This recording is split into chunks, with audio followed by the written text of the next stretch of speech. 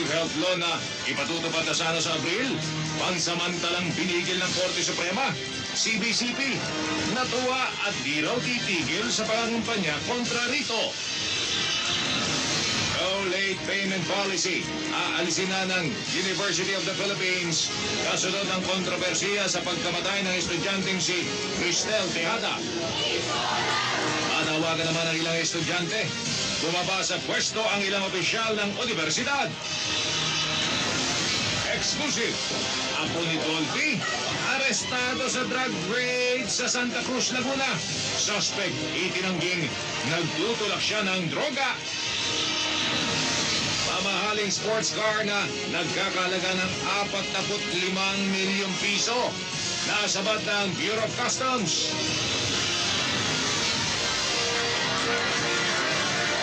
Makasaysayang inaugural mass ni Pope Francis. Inagsa ng libo-libong deboto, pati mga lider mula sa iba't ibang bansa. Dora Honor at Eddie Garcia, wagi bilang Best Actress at Best Actor sa Asian Film Awards. Eugene Domingo naman na nagsilbing presenter, umeksena. At exclusive, Art Evangelista, inumpirmang ayaw ng kanyang pamilya kay Senador Chis Escudero. Ipaglalaban kaya niya ang boyfriend? Nahanap ko na yung taong para sa akin. Huwag mo nalang ilayo yung taong mahal ko.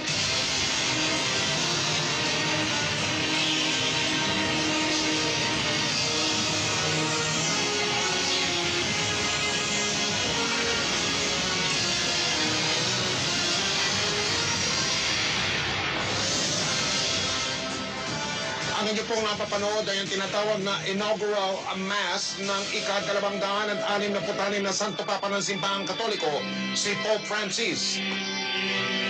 Ilan sa pinakamahalagang bahagi ng misa ang pagsusuot sa Santo Papa ng tinatawag na palimatayan. Sumisimbolo yun sa mabuting pastol at ang paglalagay sa kanyang daliri ng singsing na nakita nyo kanina lamang, ay po inilalagay yung tinatawag na the fisherman's ring. Sa pagkakataong ito ay gawa sa pilak na itinubog sa ginto ang singsing. Dati po ay pag ginagamit, purong ginto. Nagbigay galang din ang 6 na kinatawa ng mga kardinal. Ibibigay po namin sa inyo ang buong detalye ng balitang yan, maya-maya lamang.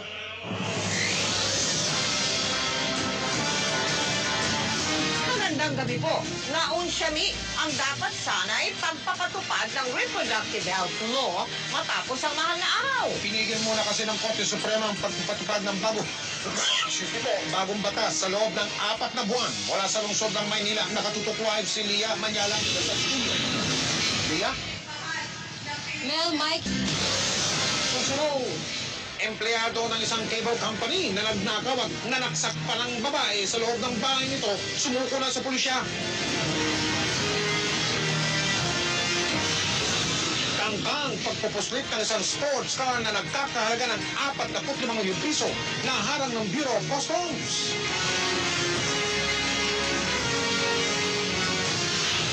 Sisilipin natin ang Tagong Paraiso sa lalawigan ng Bohol at ang tinaguriang Niagara Falls ng Pilipinas sa Surigao. Eksklusibo, yang si Heart Evangelista kinumpirmang ayaw ng kanyang pamilya kay Senador Chis Escudero. Tututukan natin ang detalye sa pagpapatuloy ng 24 oras.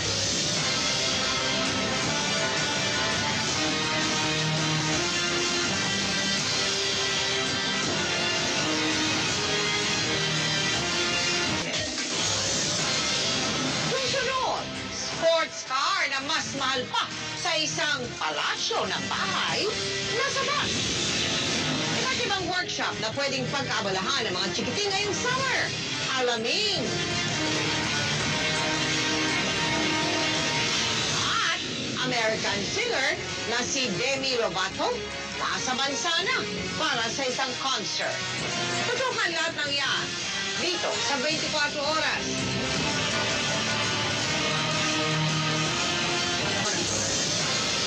Abangan, natatagong paraisong pwedeng dayuhin ngayong tag-init. Alamin kung saan. Convoy ni senatorial candidate Jack Enrile pinaputukan sa Compostela Valley.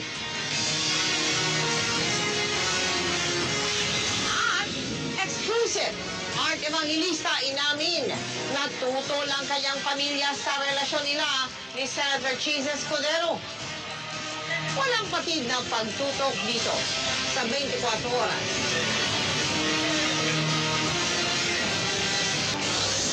Susunod, Art Evangelista, eksklusibo po ito. Eksklusibo. Inaming ayaw ng kanyang pamilya kay Senador Chis Escudero. Tututukan natin sa pagpapatuloy ng 24 oras. Up next, exclusive.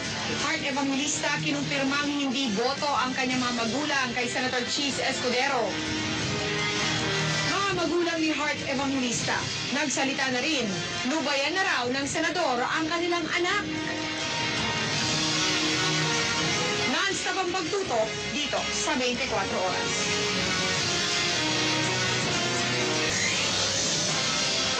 At yan po mga balitang aming pinutukan sa nakalipas sa 24 oras. Maraming salamat sa inyong pagtitiwala. Mula sa tahanan ng katotohanan, ako po si Mel Tiangco. Ako si Mike Enriquez. Ito ang GMA. Walang kinikilingan, walang pinoprotektahan. Walang kasinungalingan, serbisyong totoo lamang.